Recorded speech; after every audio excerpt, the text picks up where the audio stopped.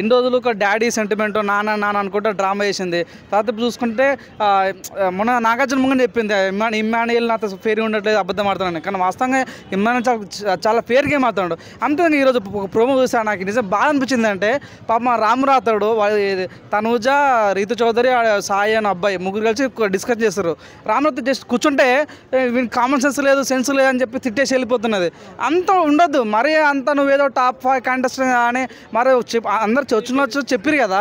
So తను అర్థం చేసుకుంది టాప్ 5 ఉండని చాలా నన్ను ఎవరు డీకోట్లు అనుకుంటారు. కానీ ఒక్క దెబ్బతో తన గ్రాఫ్ పడిపోయింది. సో మనం ఎందుకు తనూజను లైక్ చేస్తున్నామంటే ఇమ్మాన్యుయల్ పెద్ద లవ్ స్టోరీ బాగా నచ్చింది, మాకు చూడడానికి బాగా అనిపించింది. అది ఒక పైన బట్ట కింద పొట్ట ఉన్నాను కూడా లవర్ ఉంది, ఒక అమ్మాయి లవ్ చేస్తున్న ఉద్దేశంతో తనుజ మేము ఇష్టపడ్డాం. కానీ ఈరోజు తనుజ వేరే అబ్బాయి కళ్యాణ్ తిరుగుతుంటే మాకు నచ్చట వాస్తవం చెప్పట్లే. అంటే సో తనుజ గ్రాఫ్ అయితే పడిపోయింది వాస్తవంగా. ఈవెన్ నిన్న మన కండలో ఉండు ఒక అమ్మాయి రమ్య అన్నది మాట, నువ్వు కావాలని కళ్యాణ్ ఈ రకంగా పుల్లలు కలపడానికి ఆట ఆడడానికి వచ్చినాను అంటే అవును నా స్ట్రాటజీ ఇంతే, నా గేమ్ ప్లాన్ ఇంతే తన ఒప్పుకున్నది. సో దీన్ని బట్టి తెచ్చుకుంటూ మా తనుజ ఈ 45 రోజులు ఒక రకంగా ఉంది, మరి ఎలా ఉండబోతానని చాలా ఈగలు వేడేస్తున్నాను. ఎడకెళ్ళకైతే తనుజ అయితే తన మాస్క్ బయట పడిపోయిందని చెప్పుకోవచ్చు అన్న. అంటే తనుజ క్యారెక్టర్ గురించి మాట్లాడుతున్నారు, నువ్వు కళ్యాణ్ వదిలేసినావు ఇప్పుడు నిఖిల్ని పట్టుకున్నావు అని చెప్పి సంజన అనిందంట.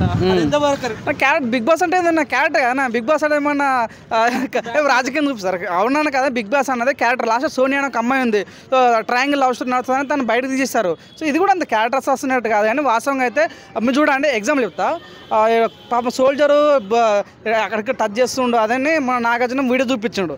నిన్న ఆమె నామినేషన్లో కళ్యాణ్ నన్ను ముట్టరని అడుగుతుంది.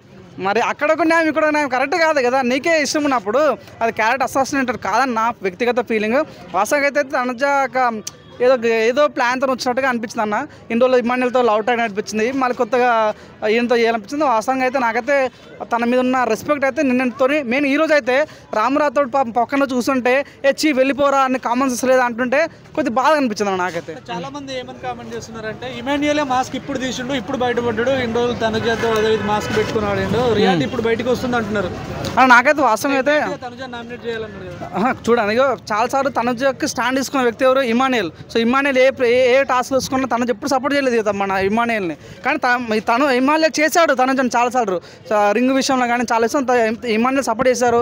చాలా వే ఆఫ్ టాకింగ్లో కూడా ఇమ్మాన్యుయల్ తనుజకు రెస్పెక్ట్ ఇస్తూనే మాట్లాడాడు. కానీ తను చేసుకున్నట్లయితే వైల్డ్ కార్డ్ వచ్చిన తర్వాత కానీ, సో కళ్యాణ్ బాగా ఇన్ఫ్లుయెన్స్ చేసిన తర్వాత కానీ, సో ఈమె మారిపోయిందన్న ఫీలింగ్ నాకైతే అనిపించింది. సో వెటకెళ్ళకైతే ఇమ్మాన్యుయల్ ఎంతో కొంత బిగ్ బాస్లో నవ్విస్తున్నాడు, ప్రజలను మెప్పిస్తున్నాడు అన్న ఫీలింగ్ అయితే నాకు కలిగిందన్న. తనుజ టాప్ 5లో ఆయన కాంపిటీషన్ వస్తుందని చెప్పి తనుజను కూడా బయటకు పంపించే ప్లాన్ అంటున్నారు. అది ప్రతి ఒక్క కంటెస్టెంట్ యొక్క స్ట్రాటజీ ఏమి ఉండాలి? నీకన్నా ఎవడైతే తోపున్నాడో మనం తీసేసాలి. సో భరణి ఆయనకు తోపు అనుకోండి కాబట్టి ఆ స్ట్రాటజీ వాడి భరణి పంపించేసాడు. సో తనజ కూడా ఎంత లవ్ ట్రాక్ నడిపినా, ఎంత క్లోజ్ ఫ్రెండ్స్ అయినా కూడా అక్కడ విన్ అయితే ఒకడే. సో తన స్ట్రాటజీ తను వాడి ఇమ్మాన్యుయల్ 100% తన స్ట్రాటజీలో భాగంగానే ఈరోజు తనజని కొద్దిగా అవాయిడ్ చేసినట్టుగానే అనిపించింది. ఎటకెళ్తే ఒక గేమింగ్ కావాలి. సో ఎటకెళ్ళకైతే ఇమ్మాన్యుయల్ తన గేమ్ స్టార్ట్ చేశాడు. ఫస్ట్లో భరణి లేపేస్తాడు, ఇప్పుడు నెక్స్ట్ తనజని లేపేస్తాడు కనిపిస్తుంది. యాజ్ ఎ గేమర్గా అదే కావాలి నాకు. లవ్ ట్రాక్లు ఇవి కావాల్సిన గేమ్ ఆడాలి అంతే. శ్రీనివాస్ గారే భరణి గారిని బయటికి పంపించారని అట్లే ఉంటుంది అన్న. బిగ్ బాస్ అనేది రాజకీయానికి సంబంధం ఉండదు, కమ్యూనిటీకి సంబంధం ఉండదు, సో ఎటువంటి క్యాస్ట్కి సంబంధం ఉండదు. సో ఎవరు వాళ్ళ వ్యక్తిగతం దాన్ని బట్టి ఓటింగ్ వేస్తుంటారు పార్టీ. నాకు నమ్మకం ఉంది బిగ్ బాస్ అనేది ఒక మంచి షో, అది ప్రజలను ఓటింగ్ దారాన్ని తీసుకుంటారని. ఏదో శ్రీజ ఒక్క విషయం తప్ప మిగతా అన్ని విషయం నామినేషన్ బాగా జరుగుతుంది. నామినేషన్ చేయకపోవడానికి ఎందుకు భయపడుతున్నారా? దివ్యల మాధురికి ఏం జరుగుతుంది అసలు? నామినేట్ చేయట్లేదు. అది నాకు కూడా వాస్తవంగా అనిపించింది అన్న. ఎందుకు సాటర్డే రోజు సండే రోజు నాగార్జున వార్నింగ్ ఇచ్చాడు, నీ పద్ధతి మార్చుకో. ఈవెన్ ఐప్రాద్ కూడా చెప్పిండు, అమ్మ నువ్వు చాలా వైలెంట్ ఉంటున్నావు, ఇది సెట్ కాదని ఐప్రాద్ చెప్పిండు, నాగార్జున చెప్పిండు. అనుకున్నా 100% మండే రోజు రాగానే మాధురిని వేసుకుంటూ అందం అనుకున్నా, కానీ రివర్స్ అయిపోయింది మొత్తం. సో మొత్తం అయితే మారిపోయింది. సో మేబీ అనుకుని ఉండొచ్చు అన్న, ఇప్పుడు అది మేము గెలిపితే బయటకు పోతారేమో అన్న బాధతో మేబీ పోవట్లేదు అన్న ఫీలింగ్ వచ్చింది. సో వాస్తవంగా అయితే ఈ మాధురి వైలెంట్ ఉన్నప్పుడు కూడా కొద్దిగా ఆ మాట తీరు మార్చుకుంటే మాత్రం మంచిగా టాప్ 5కి వెళ్ళే క్యాండిడేట్ అనిపిస్తుంది అన్న. అంతే. రమ్య మోక్ష గురించి ఏం చెప్తారు? ఎలా అనిపిస్తుంది?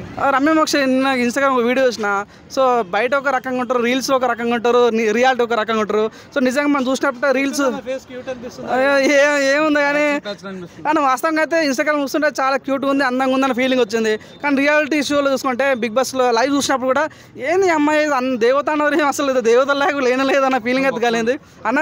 నేను దేవసేనలాగా ఉంటుంది అనుకుని అసలు చాలా ఘోరంగా ఉంది. వాస్తవంగా అయితే మేకప్ ఉంటే ఒక రకంగా, మేకప్ లేకుండా కొంతమంది ఉంటారు కదా, దానిలో ఎగ్జాంపుల్ ఏమంటే రమ్య మోక్ష అని చెప్పుకోవచ్చు. ఇంకా సుమన్ శెట్టి గారి గురించి సుమన్ శెట్టి చెప్తాను, ఇప్పుడు కూడా ఇంత 45 రోజులు అయింది, ఇప్పుడు కూడా నిన్న హైపరాజ్ కూడా మాట్లాడాడు, జీరో నెగిటివిటీ, ఎటువంటి నెగిటివ్ లేదు.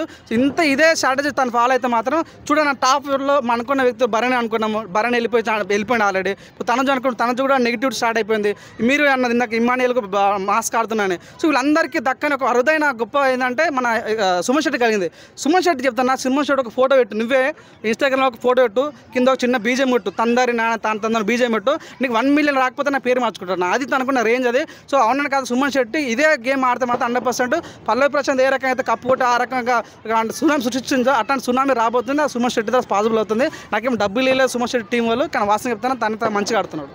కళ్యాణ్ గురించి ఏం చెప్తారు మరి? మొన్న నాగార్జున గారు కూడా వీడియోస్ మరి చూపించారు, మారదలా లేకపోతే అదే అమ్మాయి అన్న? నేను వచ్చి చెప్తా కళ్యాణ్ గురించి మేము మాట్లాడుతూ చాలా మంది అంటారు, ఒక సోల్జర్కి అట్లా మాట్లాడొచ్చా, ఆ సోల్జర్ గురించి అట్లా మాట్లాడొచ్చా అంటే బరాబర్ మాట్లాడతాం. ఎందుకంటే తను అగ్ని పరీక్ష షోకి వచ్చినప్పుడు సోల్జర్ అంటేనే తనకు ఓటింగ్ వేస్తాం మేము. సో బిగ్ బాస్ పంపించాలంటే ఆ సోల్జర్ పలానా ఇండియన్ సోల్జర్ అని ఆయన ఓటేస్తాము. కానీ ఈరోజు ఆయన చేసేది ఏందని ఏం చేస్తాం, పత్యాపని చేస్తాం లోపల.